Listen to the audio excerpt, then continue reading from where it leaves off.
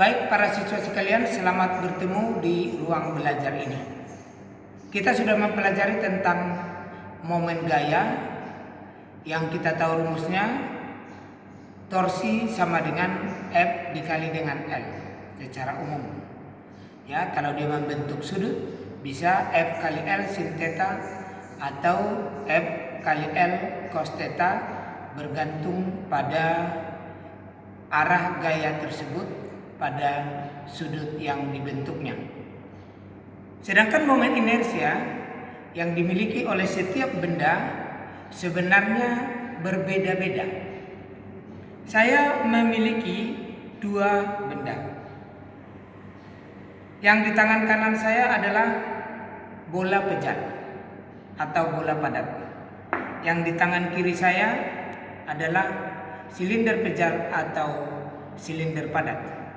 Nanti aplikasinya pada katrol, pada topik pelajaran kita. Sekarang dua benda ini saya gelindingkan. Kita perhatikan, bergerak ke depan dan sambil berputar. Dan kemudian juga silinder pejat, bergerak ke depan sambil berputar. Berikut kita lihat aplikasi dinamika rotasi pada katrol. Ini ada dua benda, kita sebut ini M1, ini M2. Pada saat ini M1 sama dengan M2, berarti W1 sama dengan W2. Dengan demikian keadaan benda seimbang. Maka kalau kita buat posisinya begini, maka benda diam atau seimbang. Kita tukar posisinya masih sama, bahwa kedua benda masih seimbang. Sekarang kita perkecil benda M2. Kita kurangi masanya sehingga M1 besar daripada M2.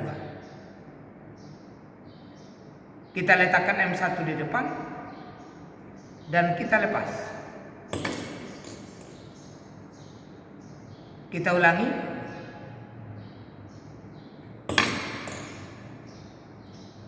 Artinya benda M1 menarik benda M2.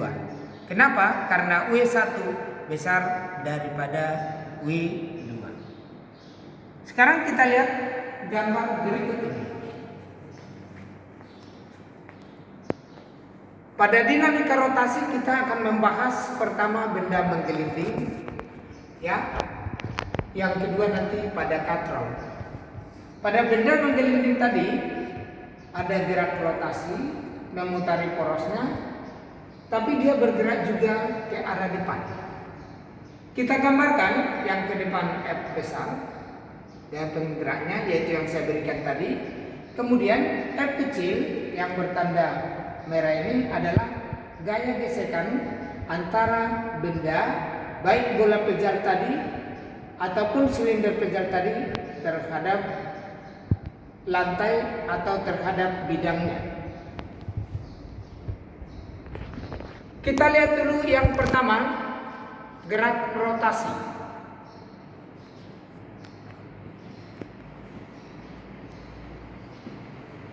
Pada gerak rotasi, maka sigma torsi sama dengan I dikali dengan alfa. Selain F kali R, rumus torsi itu adalah I dikali dengan alfa. Alfa percepatan sudut, I momen inersia.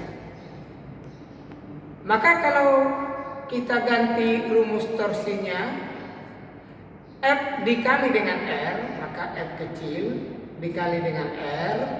Kenapa F kecil? Karena yang menyebabkan rotasi adalah gaya gesekan. Sedangkan gaya penggerak tadi, ya, dia lurus ke depan, tidak menyebabkan rotasi. Sama dengan I itu adalah mr kuadrat secara umum. Tetapi setiap benda memiliki konstanta.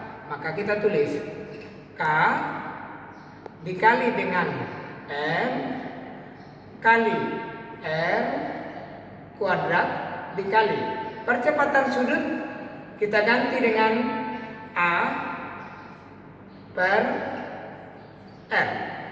Percepatan dibagi dengan jari-jari. Maka F-nya akan sama dengan R di sini, ini R kuadrat dibagi R, R juga, maka kiri kanan sama. Maka rumus menjadi F sama dengan K M dikali dengan A. Ini persamaan yang pertama. Berikutnya kita lihat translasi. Sigma F sama dengan M dikali dengan A. Mana sigma F-nya? F besar dikurang F kecil sama dengan M dikali dengan A. Kita ganti F kecilnya. F dikurang M kecilnya tadi K kali M kali A sama dengan M dikali dengan A. Maka F sama dengan M kali A ditambah K kali M kali A. Sehingga F-nya sama dengan M kali A dikali 1 ditambah K. Kita faktorkan. Sehingga A nanti akan kita dapat F per M kali 1 ditambah dengan K. Inilah nilai percepatan yang timbul akibat gerak dari benda menggelinding tadi, yaitu kombinasi antara translasi dengan rotasi tersebut. Nah, bagaimana dengan K? K ini secara umum kita jelaskan. K sama dengan setengah itu untuk silinder pejat.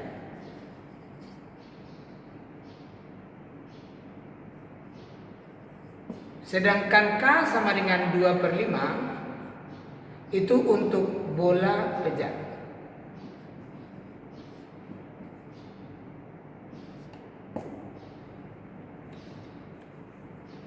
Maka nanti K benda itu nanti akan berbeda-beda satu sama lain. Kita lanjutkan dengan katrol. Pada katrol gerak rotasinya adalah berputar pada porosnya. Kita kasih tanda rotasi. Sedangkan translasinya ada dua. Satu ke bawah yaitu W1 ya. Tadi W1 besar daripada W2. Kenapa? Karena M1 besar daripada M2. Ini translasi yang pertama. Maka menimbulkan A. Translasi. Kemudian ini translasi yang kedua. Arahnya ke atas. Nah, kita tinjau dari gerak rotasi. Sigma torsi sama dengan I dikali dengan alfa. Sigma torsinya kita buat ya, ini kita buat positif ya, torsi di sini ya, ini positif. Kemudian yang T2-nya negatif ya, yang T2-nya negatif. T1 positif, T2 negatif. Maka T1 dikurangi T2 dikali R, jari-jari katrol kalau kita hubungkan, sama dengan I tadi K kali massa katrol dikali jari-jari katrol kuadrat dikali A per R. Sehingga T1 dikurang T2, R yang di sini dengan R yang di sini, jadi R kuadrat dibagi dengan R sama dengan R. Ya, kiri kanannya bisa kita coret. Maka T1 kurang T2 sama dengan K kali MK dikali dengan A. Ini persamaan pertama. Yang berikutnya translasi. Untuk benda M1, artinya kita tinjau dulu benda M1. Mana translasinya? Yaitu mulai dari sini. Ini yang bertranslasi. Yang kasih tanda. Berarti kita tulis sigma F sama dengan M1 dikali dengan A. Sigma F-nya yang mana? Yaitu W1 dikurang T1 sama dengan M1 dikali dengan A. Ya. Sesuai dengan arah percepatannya. Maka T1-nya sama dengan W1 dikurangi dengan M1 dikali dengan A. Kita sebut ini persamaan 2. Dengan cara yang sama, M2, maka sigma F-nya sama dengan M2 dikali dengan A. Kita lihat gerak translasi pada benda M2. Ini T2-nya, yang bertranslasi adalah yang saya tandai. Dia geraknya ke atas, maka sigma F-nya menjadi T2 dikurang W2 sama dengan M2 dikali dengan A, maka T2 akan sama dengan W2 ditambah dengan M2 dikali dengan A. Ini persamaan ketiga. Nah, kalau kita substitusikan persamaan 2, yaitu T1 W1 kurang M1A, kemudian T2 W2 ditambah M2A ke persamaan 1, maka nanti kita akan mendapatkan percepatannya A sama dengan W1 dikurang W2 per M1 ditambah M2 ditambah dengan K kali M katrol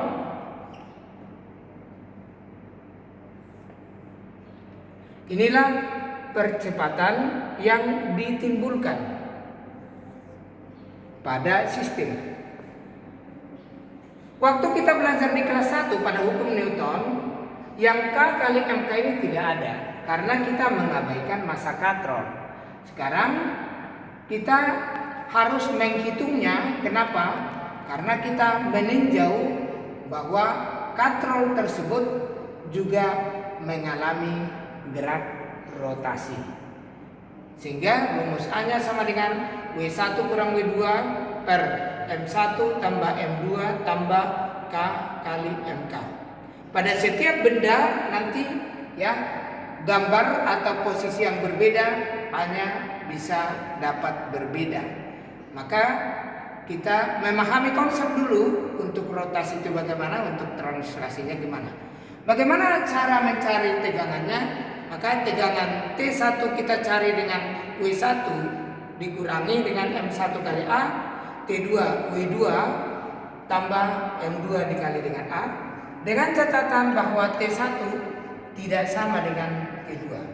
Berbeda dengan kalau massa katrolnya diabaikan seperti pada pelajaran kita hukum Newton 2 di kelas 10.